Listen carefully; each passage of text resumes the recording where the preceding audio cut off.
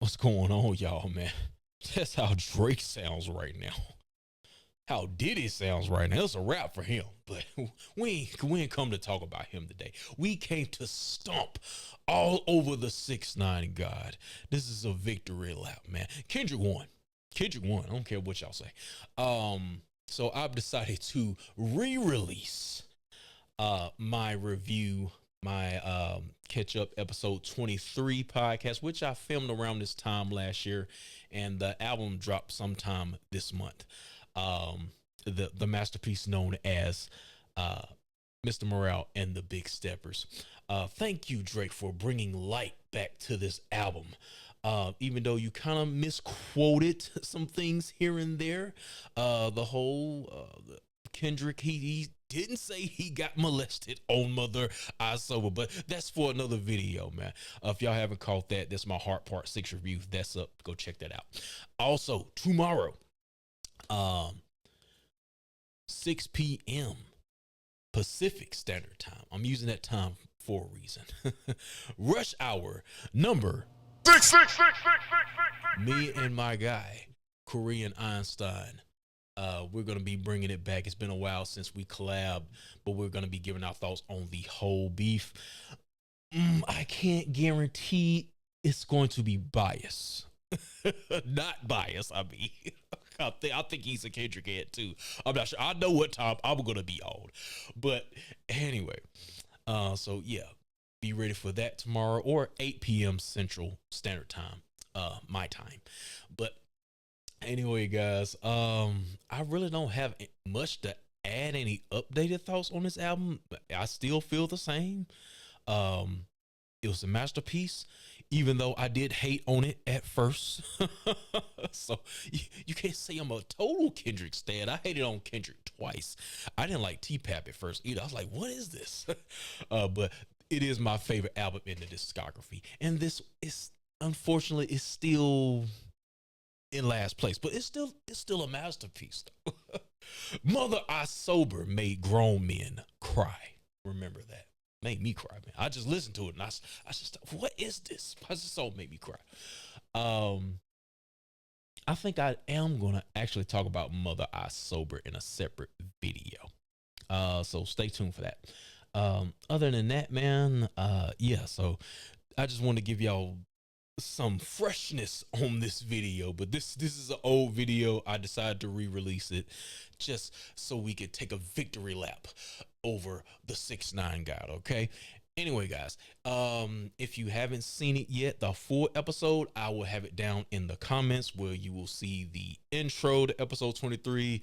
It's give you a good laugh. I go check that out, as well as some other topics on that episode. This is only like 30 minutes of the actual episode. The full episode is like an hour and a half, I think. But anyway, guys, I have talked too long. I will see y'all next time. Peace out. Enjoy the review. So let's get to the main event. Mr.Morale and the Big Steppers. I was wrong, y'all. So I gotta give King Kendrick an apology. I'm sorry, Candyman. I was talking about this album was mid during my reaction. This is mid. It's mid, man. It's mid. I hate to say it. It was one of the worst performances I've seen in my life. I couldn't sleep last night because I got this shit. Now there are one or two songs that I would probably bypass. Crown being one of them, but I'll get to that later in the track by track session. But as far as this album as a whole, did I get what I wanted? I know on the last bonus pod I did, maybe 2 bonus pods ago, I said that I wanted to be selfish with this album. I don't want an accessible album. I don't want something that, you know, where you got to spoon feed me. You know what I'm saying?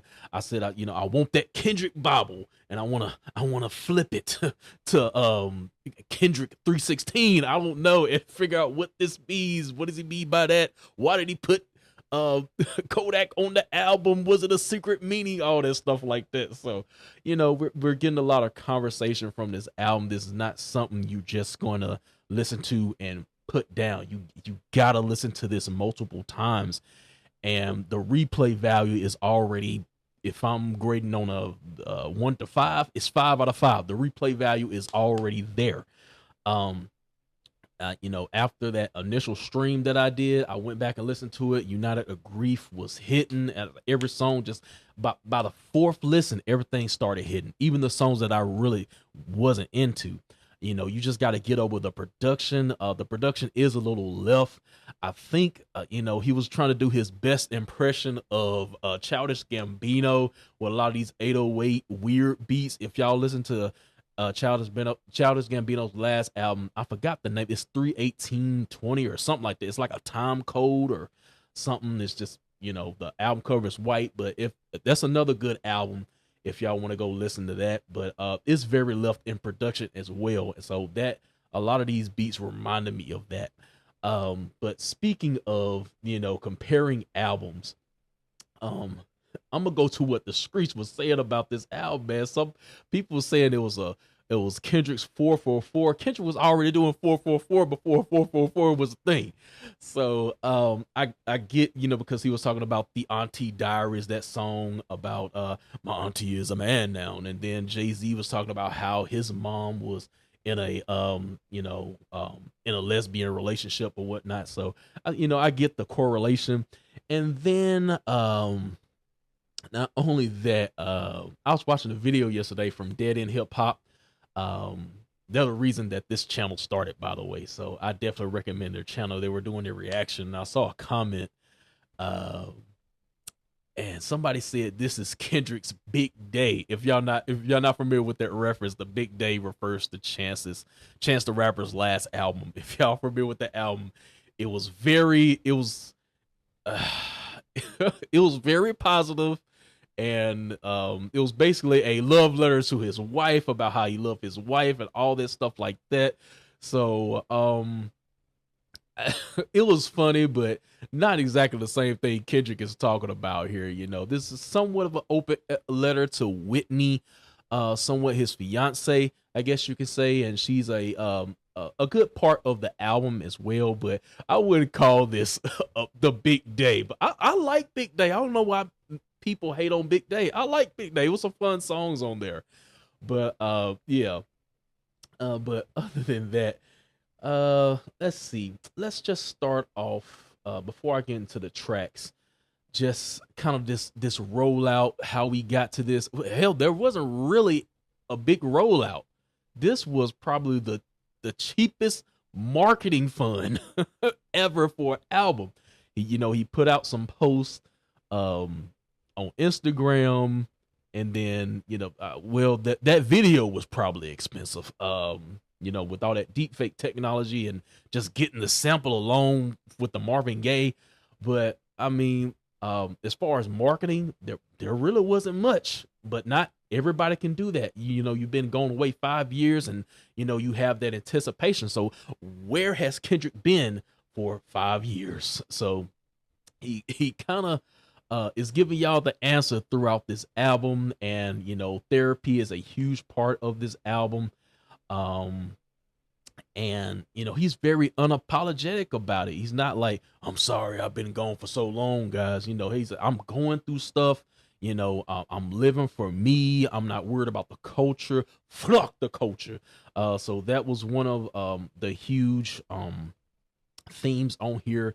You also had stuff going on with this past trauma, transphobia, homophobia, things of that nature. But yeah, Auntie Diaries and Mother I Sober. Just wait till I get that, man. Your boy shed a thug tear on Mother I Sober. I got to talk about that track. And that's one of the tracks I didn't like at first. I thought it was very slow, I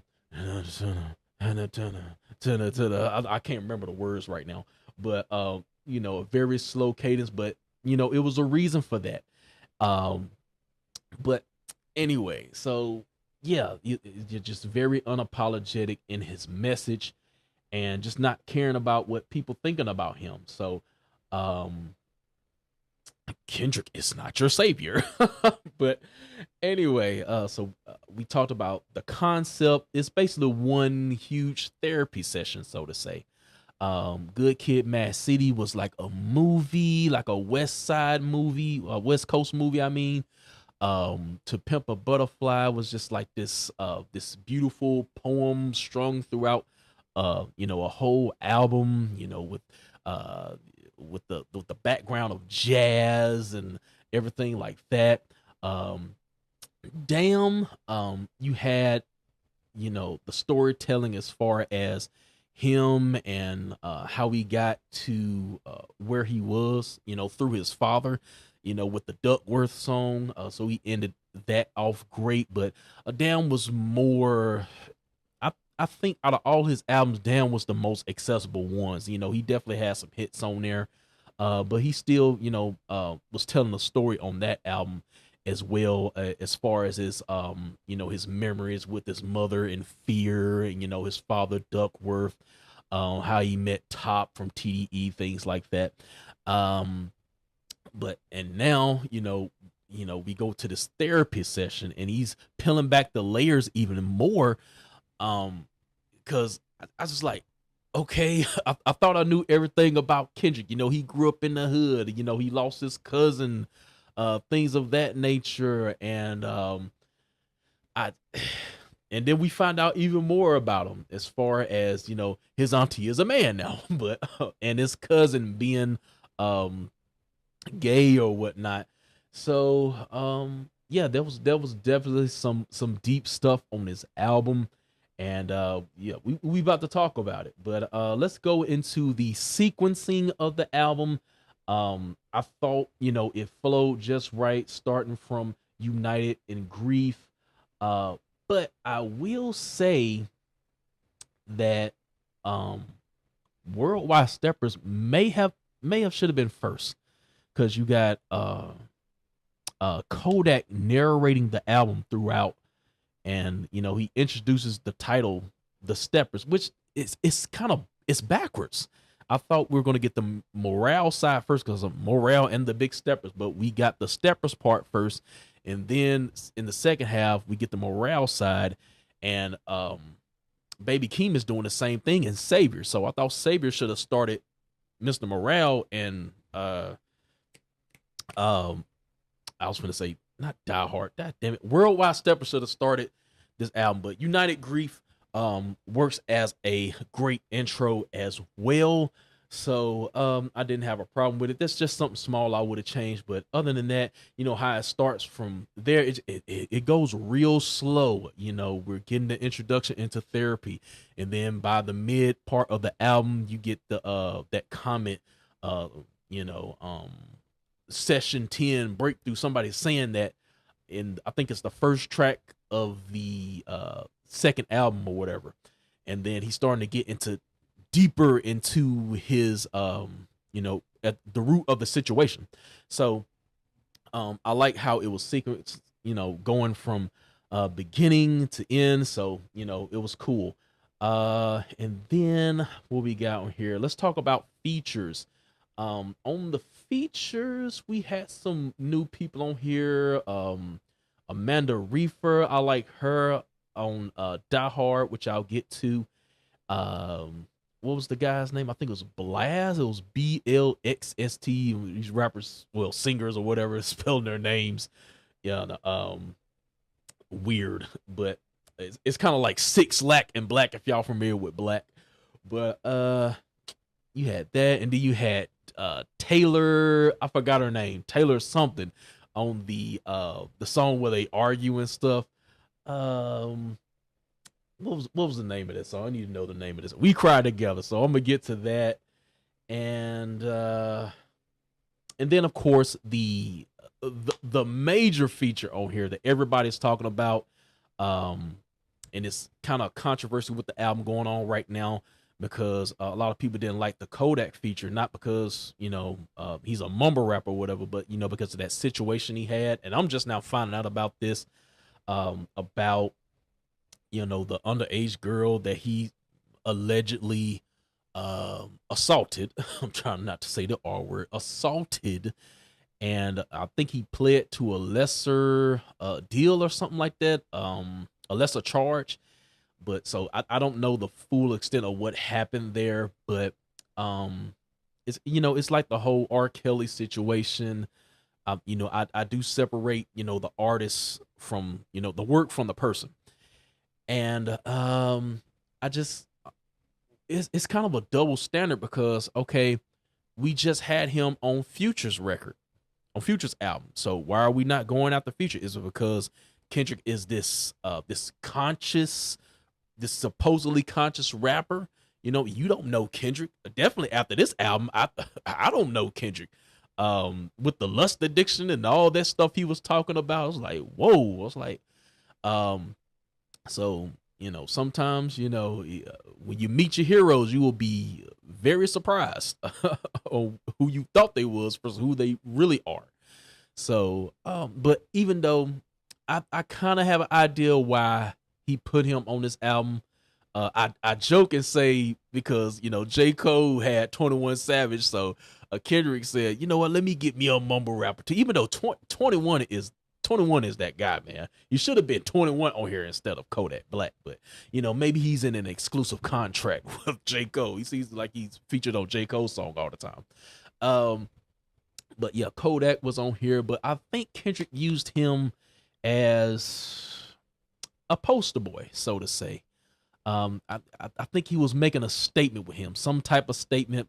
You know, you was talking about cancel culture on here, all that stuff like that. So, yeah, I definitely think he used them as some type of prop on this album. He used them for a reason. It's not just, you know, I felt like doing a, you know, a song with you, or I'm trying to put you on for the, you know, try to get the younger audience or something like that. So yeah, that's what I feel like with, you know, the whole Kodak factor. It really doesn't bother me. But I could have did without Kodak though. He could have found somebody else. I was just like, oh, okay, Kodak is on here, great.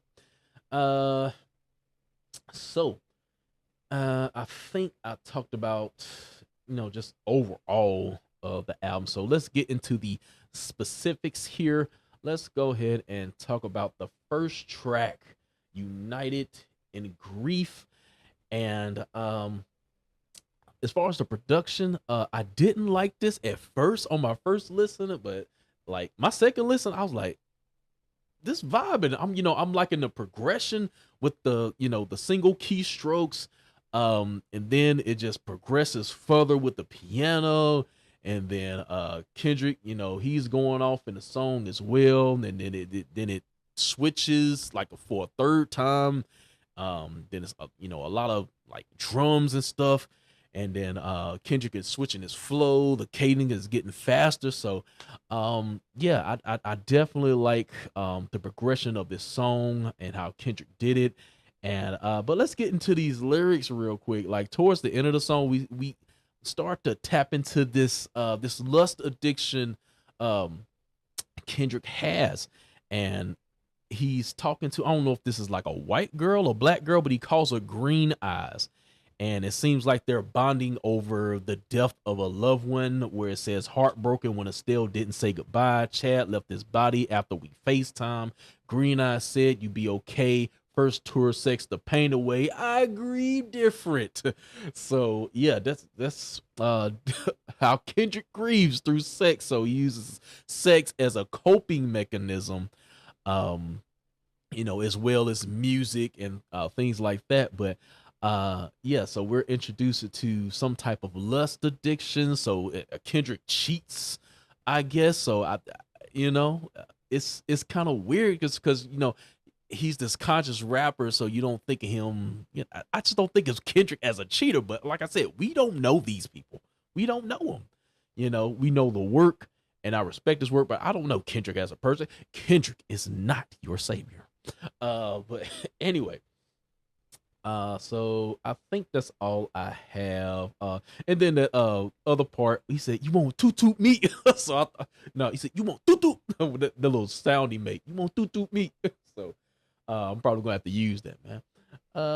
But going into N95, and this went over my head at first. The first COVID line I caught was it wasn't in this song, but it's the one he was talking about. I think he said he caught COVID and he was questioning Kyrie or something like that. I'm gonna get to that though.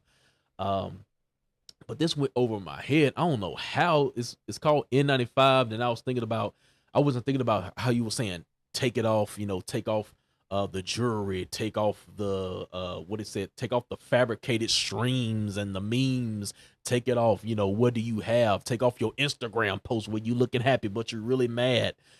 Things like that. So correlating that to, the mask that we wear, during these times right now.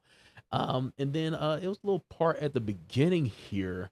If I can find it, I can't find it. I thought I had it on here, but uh, that part where he says, we're outside, but they still lied. I like that line right there because, even though, we hear about 14 days to quarantine, then it changed to 10 days, then it changed to 5 days. And then, we got the vaccine, but you still have to wear a mask, but, it's still, things like that. That's what I kind of thought he was talking about with that line. We're back outside. We saying it's going back to normal, but is it really back to normal? You know what I'm saying? Gas prices going up and everything like that. And, people still out here getting sick with a vaccine. So that's what I kind of got from that line right there. But let's go into worldwide steppers here, which, like I said, I thought it should have been at the beginning of this album. I thought it would have worked as an intro, but you have Kodak on here. He's introducing the track. And let's talk about the steppers. And when I'm thinking about the steppers, I'm thinking about like, you a stepper, you somebody dangerous, but you had these throughout the album, you had the sound of like tap dancing, and that represented, I guess in his therapy session, bouncing from different subjects, not really getting to the root of the problem. And one of the songs, I think, I don't know if that's Whitney's voice, but somebody says stop tap dancing around the question, things like that. So we get a sense of what the steppers are. But let's see here.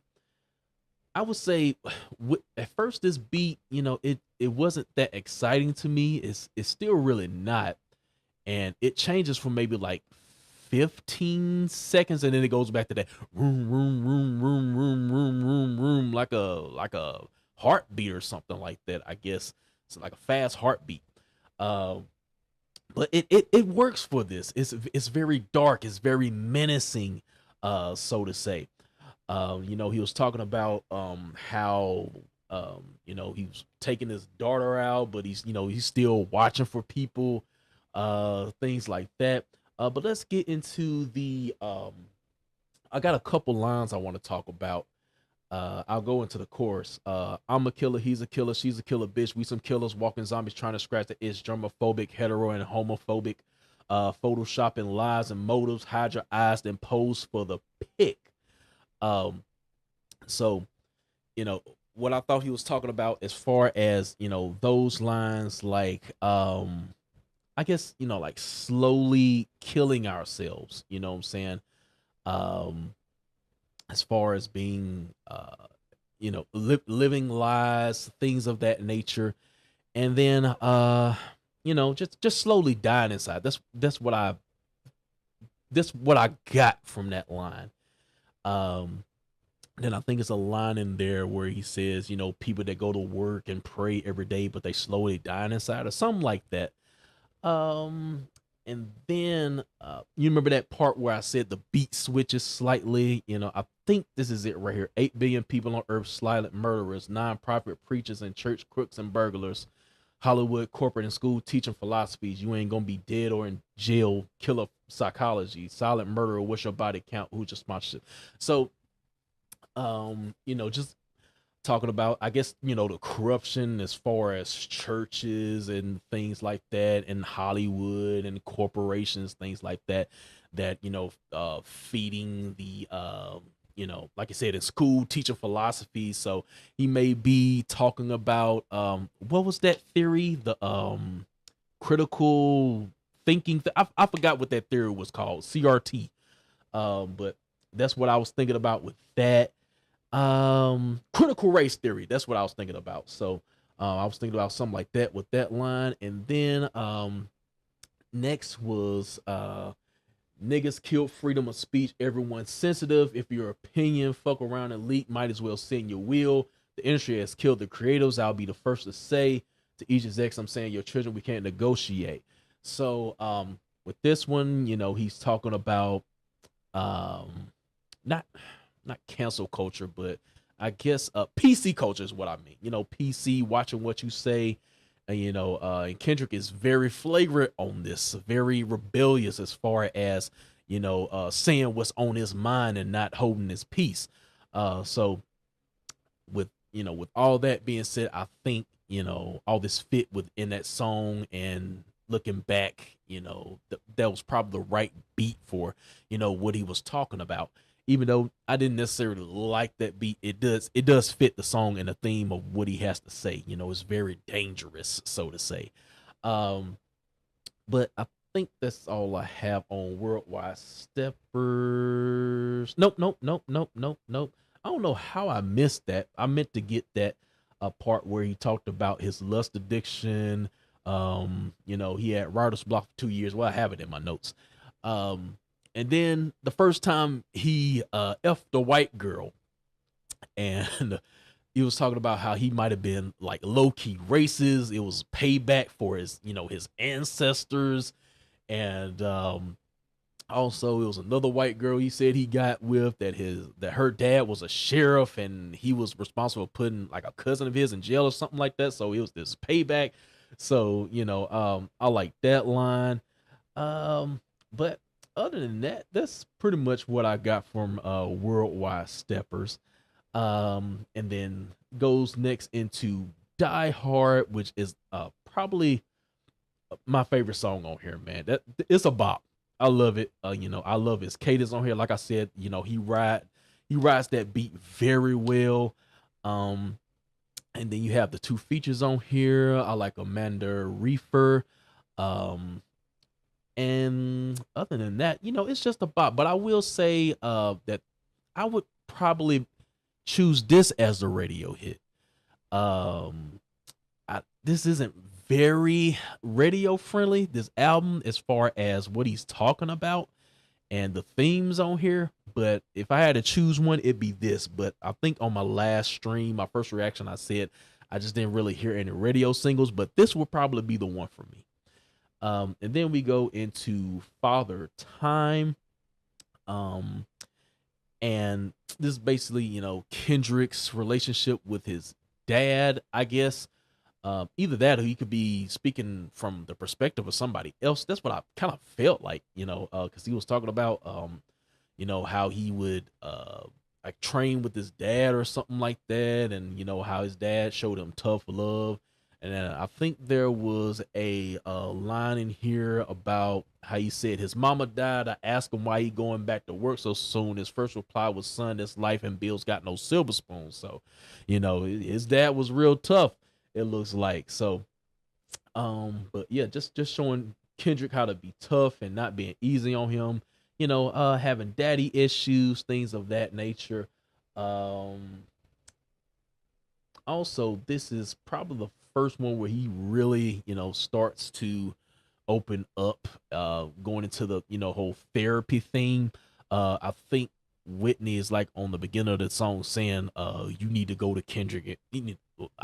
Kendrick, you need to go to therapy. And Kendrick's like, no, I don't need no therapy. So that's another theme as far as black men and, you know, seeking therapy and not holding these things in. So,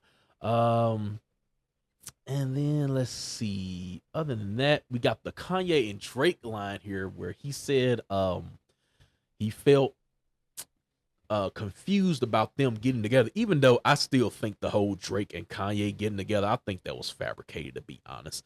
I don't even think that's a real, you know, piece up or whatever. So he said he felt strange and about it, and he questioned his maturity. So I guess he's on that 50 Cent energy. You know, once we got beef, it ain't no dapping it up. But yeah. Then we go to Rich interlude, followed by Rich. And I think this also has I think Kodak is on here as well. Um, so like I said, the whole Kodak feature, I didn't have a problem with it. I just think Kendrick is kind of using him as a poster boy for this album, so to say. But other than that, he was talking about, what you doing with Kendrick? What you doing with a legend? So they address what they probably thought people were gonna say about Kodak being on this album. And with him being I guess you could say a mumble rapper, so to say, and Kendrick being this conscious rapper. So with that being said, um, do you think it's fair that we kind of keep, these artists in a box, like, so say, we can't break barriers within the genre. So I sound like a the mumble rappers got to be with the mumble rappers, and the conscious guys got to be with the conscious guys. So we can't, mix both subgenres within the genre of hip hop. So, you know, that's the question I got for y'all. So y'all answer that for me down in the comments. But yeah, I like the chorus of the song. Rich nigga broke phone. Stop playing with me before I take it to a song. Bitch, I'm attractive. Can't fuck up your move. Fasting. But yeah, love the chorus. Kendrick does a great job with some of these choruses on here. Just his melody and his flow. I love it. Um, and then his vocal inflection on here, it kind of sounded like he was trying to sound like Kodak a little bit. It had the Kodak flow going on, but yeah, that's pretty much all I got from Rich. And then it goes into We Cry Together. Oh my God. Now the first listen, I love this. Just with the whole the argument concept, them arguing back and forth, him and Taylor, and Taylor was going head to head with Kendrick here. So she did her thing. But this was the toxic track of the album. So Kendrick was getting in his toxic bag. I don't know if he's was telling a Future, hold my liquor, Future. You think you toxic? Here we go. And then it was it basically reminded me of like Baby Boy, Jody and his girl. I forgot the name of who she played. Um, Yvette. That's what I'm thinking about. So, they're arguing, and then by the end of the song, they're having sex. And yeah, so it's pretty much just, a toxic song. And, but I laughed at that part where, she was talking about, you the reason R. Kelly don't know he's an abuser or something like that. And then, Kendrick came back, you still listen to his music or, something along that lines. But, We Cried Together. Great track. Then we end with Purple Hearts, and then I like this because I think either at the end of We Cry Together or at the beginning of Purple Hearts, we get that voice that says "Stop tap dancing around the question." Then we hear the the footsteps. So does this represent Kendrick kind of going off on a tangent and not really focusing on the root of the matter? And then that's where it starts to go into the second half of the album. But Purple Hearts was cool. I like the sample they use. I still feel like I know it from somewhere, like it's some type of 80s band song or something. I want to say like an Atlantic Star. That's what it sounds like, but I'm not sure right now. I gotta go listen to it again, but I feel like I've heard that sample that they're using from somewhere. Summer Walker, her verse, it was funny. She was like, I hate it here. Then she was talking about it ain't love if you don't eat my ass. So Summer did her thing, and Ghostface, I like his verse as well. I think he had a line here about, he was telling God to blow the whistle, we need a timeout, something along those. I don't have the lyrics pulled up right now, but I liked his verse as well. But that's pretty much it for the steppers side of this. And right now it's looking good. I think I like every song on the first side of the album. And I said initially at the end of my first reaction that I only like 9 tracks out of 18. I was wrong, Kendrick. I'm sorry, bro. I'm sorry. I was wrong. This is a masterpiece, but I'm gonna rank this in his discography at the end. So y'all stay tuned for that. But let's go ahead and get into the second half of this right here. So this is the Mr. Morale side.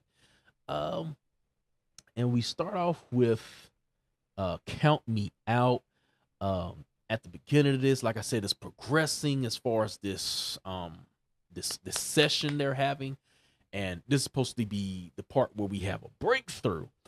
And as far as this song, I love the background vocals. I guess like the choir that's singing, and I'm tripping and falling. I love that part. And Kendrick has this cadence on here. Like I said, the cadence on these songs, he's flowing real well. The melody. So Count Me Out started off great. Even though I probably would put Savior as the intro for this side of the album. And Crown. Crown is the only song that I just really can't get on. The production is okay. It might take a little bit more listen. I'm starting to like a little bit more. I like you can't please everybody. You can't please everybody. If he's the head to wear the crown. I like that part. But it's, I don't know, the song is sonically it's not the best. It's just something I can listen to if I had to, but not one of the songs I'm really going to. But some people like Crown. I just, I'm not that into Crown. But the message I got from there is basically you can't please everybody. Silent Hill. This is the song where Kodak is on. His verse was okay. Like I said, he could have put somebody else on here, but I get the reason he put him on here, as far as the deeper meaning. But I did like the chorus though. Like I said, a lot of the hooks of the chorus is on here. Push these niggas on me like, me like, So that's pretty much all I got for Silent Hill. Silent Hill, he was talking about, how he likes his silence, and so that's what I got from that. So how he, just flourishes in silence, as a coping mechanism, I guess. Then we get into Savior interlude. The interlude itself, that should have been a song. Baby Keem did his thing on there. And then, I just love how that progressed from that. And then it went to Savior. Like, the strings and the violins on here. I like that, and how it progressed to the, the piano keys. Other than that, let's see. Baby Keem, this is where he introduces the Mr. Morale side. But that, like I said, that's why I think Savior should have been at the beginning. And then we have the Kendrick, it's not your savior. I don't remember quite what he said. I know he said J. Cole made you feel empowered, but he is not your savior. Future made the money count or something like that, but he is not your savior. JH is not your savior. Okay. So we had that, and he was talking about I guess you say the PC culture, things like that. Do I have any lyrics for this? I don't think so. But while I'm looking, no, I do have some on say, but I missed on Count Me Out. I want to go to this. He said, mask on babies, mask on the op, wear a mask in the neighborhood stores you shop, but a mask won't hide you who you are inside. Look around, the realities carved in lies. So I think just going back to that song, I had to backtrack because I forgot I had this in my notes. He was just saying, count me out of all of this. So, but yeah, I just want to go back and give a quick lyric breakdown on that. But because I'm already on Saber, let's just go back to that. And on this song, he was just being real unapologetic about, saying what he got to say. I think he said, backpedal what they say, you do the cha-cha. I'm stand on it 6'5" and a 5'5". Fun fact, I ain't taking shit back. Like when they pro black, but I'm more like Kodak Black. Tell me where the money at, where the homies at. But yeah, so I like that message, and how he wasn't down with PC culture, and he's saying what he wants to say, and he definitely said what he wanted to say on this album. Definitely with the themes that were brought up. Um, and then he also gave a line. He said, "Hey, show me you real. Show me that you bleed. Hey, hello crackers. Let me hear that back." So like I said, just saying whatever he wants to. And I seen a nigga arguing about who's blacker, even blacked out screens and call it solidarity. So you remember when everybody was on social media and they chose the black screen for the profile pic. Um, but yeah. So other than that, I think that's all I have on save. Nope. I got to talk about the COVID line. Seen a Christian say the vaccine will mark of the beast. Then he caught COVID and prayed to Pfizer for relief. Then I caught COVID and started questioning Kyrie. Will I stay organic or hurt in this bed for 2 weeks? So Kendrick had COVID, I guess. So he's even questioning that. But I'm not sure if he's on the the stay natural side, or did he get the vaccine? He didn't really answer the question here. So stuff like that. So I guess he's kind of questioning Christianity as well. I think Kendrick is still uh, Hebrew Israelite, right? That's what I got from the last album. I think that's still what he's into. But other than that, I think that's all I have on Savior. And then he had that line about Tupac is dead. You gotta think for yourself. So people constantly referring to Tupac. It does get old. So I found that kind of funny. But anyway, let's go ahead and move into Auntie Diaries. Oh my God. Auntie Diaries was that was controversial, man. And my auntie is a man now. So that's the album went totally left right there. I was not expecting Kendrick to talk about that situation, or I didn't know. Like I said, we don't know about Kendrick, and he keeps so quiet about his life, you wouldn't know. So it's probably so much this man can tell us, because he just goes in the back caves after he drops an album and disappears for 5 years. So he really about to be gone for 5 years. He might be gone for 10 years the way he was talking on this album. It was like, look, man, I got to live for me. You know what I'm saying? And all that. So let's see what else, what we got right here.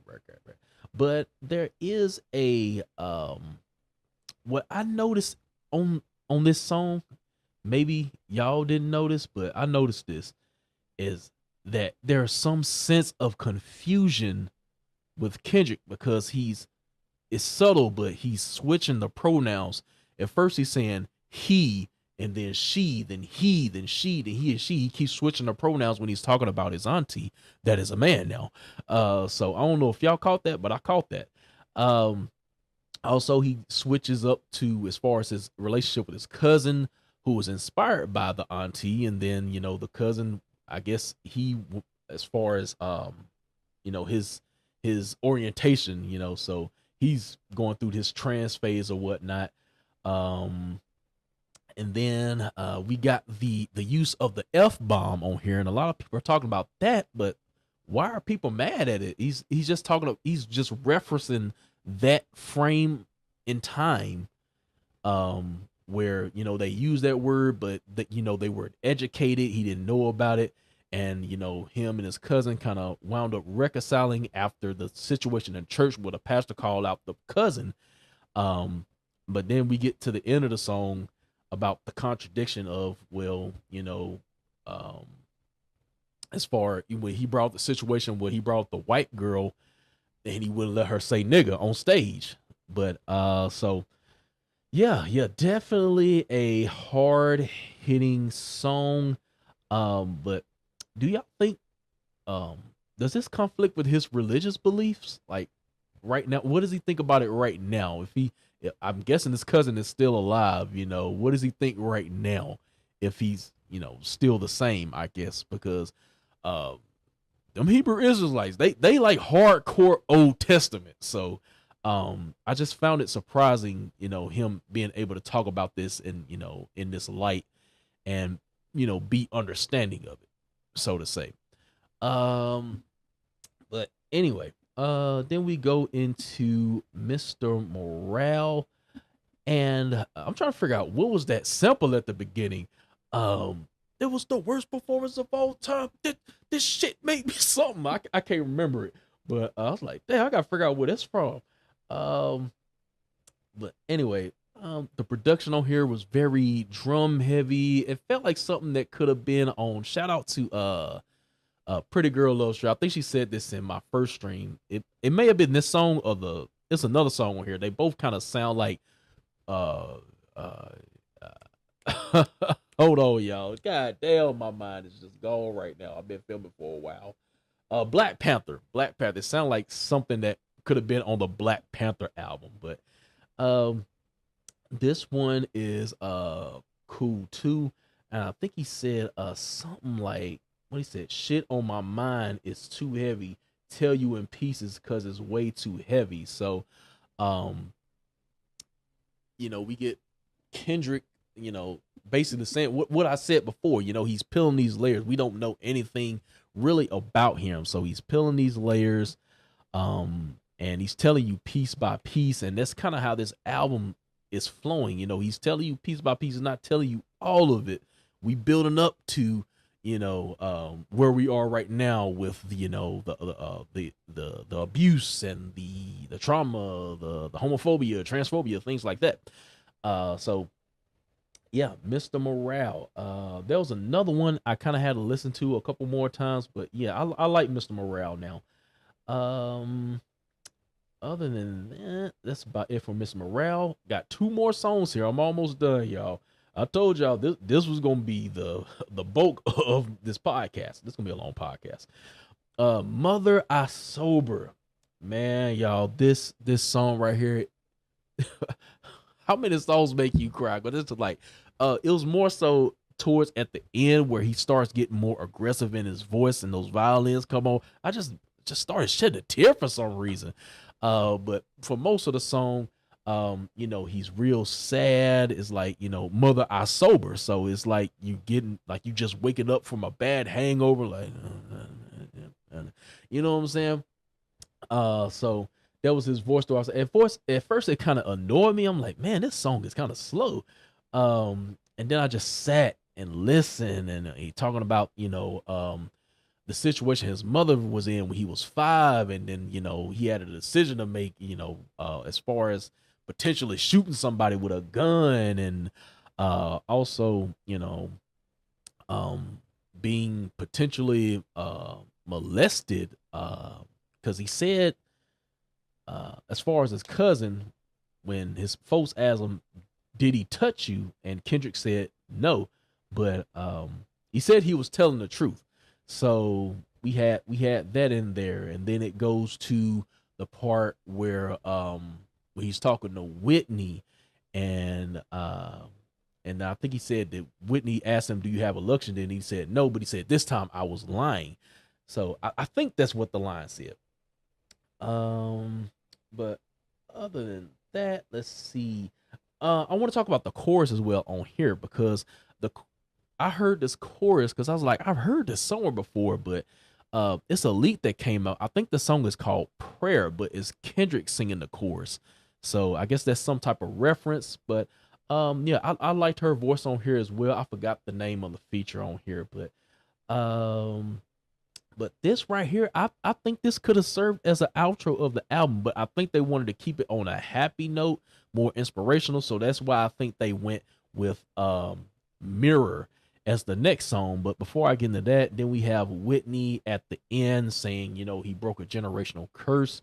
I don't know exactly if she's talking about, as far as financially getting people out. I think she meant like as far as men in your family that's seeking help, looking for therapy, things of that nature. I think that's what she meant right there. And then it goes into the final track, Mirror, which is more happy, more inspirational vibe as far as the beat. It was also kind of real 808 bassy. But yeah, in this song, he basically just reinforced that, he's living for him and he chooses me.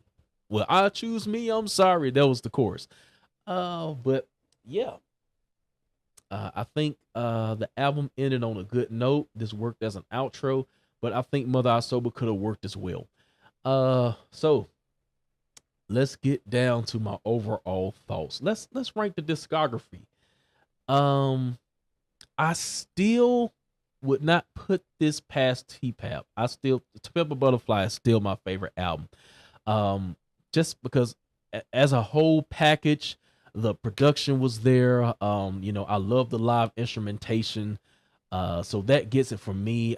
It had some of that on here, but it was mixed in with a lot of bass and 808s, and it took a long time. Well, not a long time, but it took some listens to get past, the very left sounds of this album.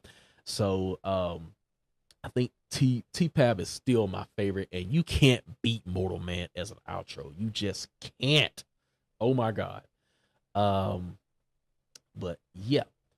So if I were to rank this, oh man, it's hard right now. I would say, it's hard. It's hard. I would say To Pimp a Butterfly. Damn. I don't know if I could put this. I want to. Right now, I'm not saying the album is bad. I'm not saying that, but I gotta say, I would probably put this last. But it's not a bad album. This is a great album. It's just I think those other albums gave me more as far as a whole package with production, concept, stories, things of that nature. But something I've already seen some people say that this is Kendrick's best work. But as far as a grade, what do I give it? As opposed to my first reaction, I like half of this. I said 9 out of 18. What was I thinking? But now let's just run down these tracks one more time. And United Grief, yes. N95, yes. Worldwide Steppers, yes. Die Hard, super yes. Father Time, yes. Rich Interlude is not really much of a song, so let's just go to Rich Spirit. Yeah. We Cry Together, yes. Purple Hearts, I get it a yes. So that whole first side, great. Count Me Out, yes. Crown is a no for me right now. Silent Hill is kind of, it was alright. Savior, yes. And Savior Interlude, yes. Auntie Diaries, super yes. Mr.Morale, yes. And then Mother I Sober, man, amazing song. Mirror, yes. So it's really just one or two songs that I just kind of sour on. So with that being said, I'm going to give my final grade for Mr. Morale. I'm going to say out of 10. Well, now I said out of 5, right? I give it a 4.5 out of 5. 4.5 out of 5, man. This is a great album though. So it just takes some listening to get used to. But definitely, yeah, great album. But other than that, guys, this has been a great review. Thank you for tuning in. But yeah, until next time, I'm not sure when Kendrick is going to drop again. Because he's off of TDE now. This is his last album on TDE, so I don't know if it was just TDE and how they put out their records. It may have been a combination of that, but Kendrick said, he was going through some things. He had writer's block, so we had that too. But man, who is the new leader of TDE now? Who is the new captain? I vote I joked and said Reason, but I think Schoolboy Q would probably be the right person. He's the only person with that probably has the most commercial success. Well, if we talk about commercial success, I gotta say SZA though, but SZA's not really a rapper.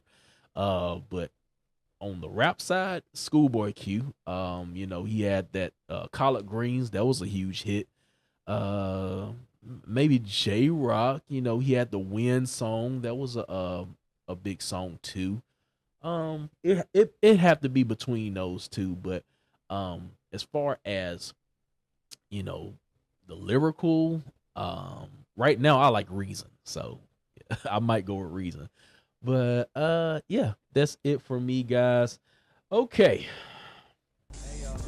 Thank you guys for tuning in to episode 23 of the Catch Up Podcast. If you haven't already, make sure to hit that like button. What are y'all waiting for, man? I gave y'all a great review. What she said. And also, if you haven't already, make sure to catch me at the JH Review for my videos. And also, the audios will be dropping soon, later in the week if you want to listen to it on the audio side, and also visit the CUP playlist for all my past episodes and full episodes. But with that being said, guys, thank you for tuning in. The King is back. I love this album.